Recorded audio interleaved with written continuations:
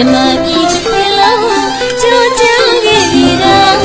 ရွှေကြောင့်အိစားတရားခိုင်းမြတ်မှာဘိုးတော်ပေါင်းမြတ်တာတပါသစ္စာတတ်တွေနဲ့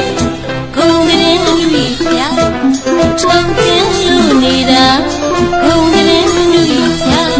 ထုံကင်းလို့နေတာဒီတစ်ခွင်မှာတိုင်းကြော်ပြီးနဲ့ရွှေကြောင့်ခိုင်းလို့ဒီရဲ့နာမဂုံကလေး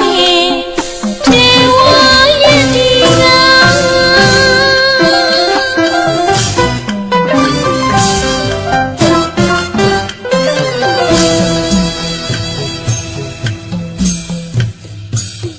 ရွှေရင်ကြောင့်စေကိုင်းတော့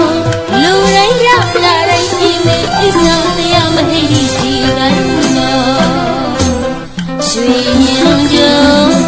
စေကိုင်းတော့လူတိုင်းရလာတိုင်းဒီမဲ့အစ္စာတရားမဟိဒီစေကိုင်းတော့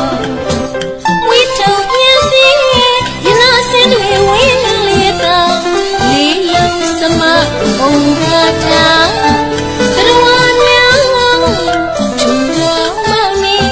ကဘာကျိုးခိုင်းလို့စီသမိုင်းတွေချေလာ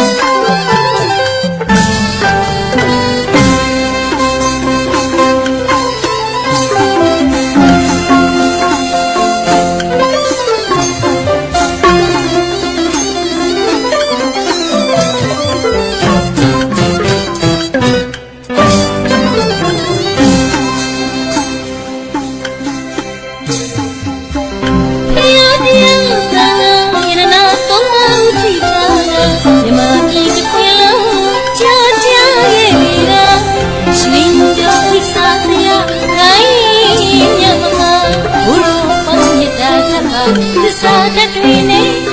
ဂုံကလေးတွေပြထုံတင်